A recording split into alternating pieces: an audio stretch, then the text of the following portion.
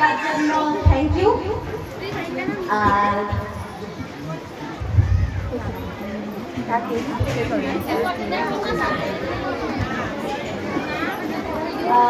বলবো বলতে English channel আপনারা কে কতটা জানেন আমি জানি না, তাও আমি একটু বলছি। ইংলিশ চ্যানেল হচ্ছে টাইটানিক, আমরা সবাই জানি আটলান্টিক মহাসাগর যেখানে টাইটানিক ডুবে গেছিল। তো ওই যেখানে টাইটানিক ডুবেছিল আটলান্টিক মহাসাগর, আমি ওইখানে সাঁতার কেটে এসেছি 13 ঘন্টা 13 মিনিট।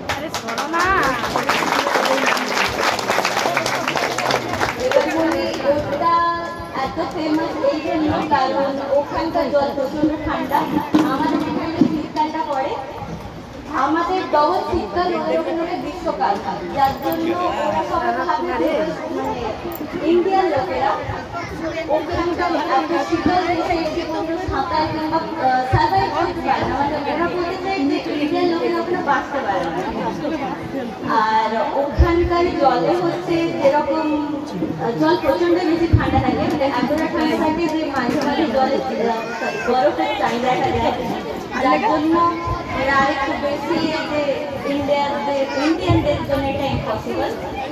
আর ওখানে সামুদ্রিক জীব সেরকম থাকে না, কিন্তু সমুদ্রের জেলিফিশ থাকে যেগুলো গায়ে লাগলে মানে ওর গায়ে ছোট ছোট কাঁটার মতো থাকে, যেগুলো হচ্ছে যেরকম আমাদের ইঞ্জেকশন নিলে যেরকম হাতে পায়ে ব্যথা হয়, তো যখন ওই কাঁটাগুলো আপনার গায়ে লাগবে আপনার গায়ে ওরকম ব্যথা হবে প্রায় 1 ঘন্টা।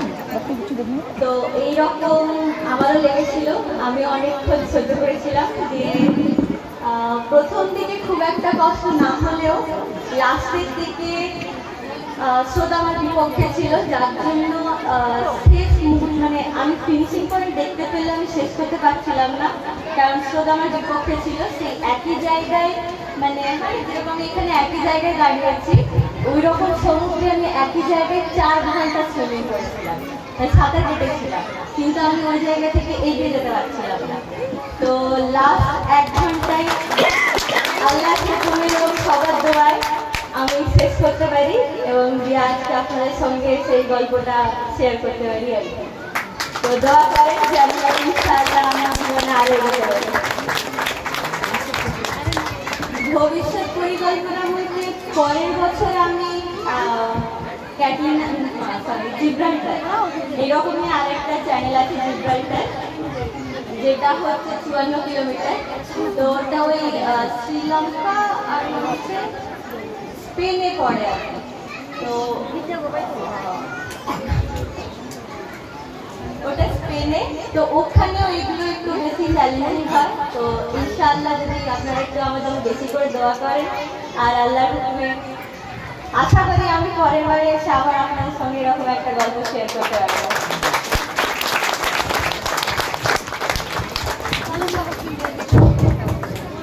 আমাদের মধ্যে উপস্থিত হয়েছে পাঁশকুড়া থেকে পাঁশকুড়া মহরম কমিটির সভাপতি শেখ মিরাজ ভাই। মিরাজ ভাই আফ্রিকা সঙ্গে দিচ্ছেন।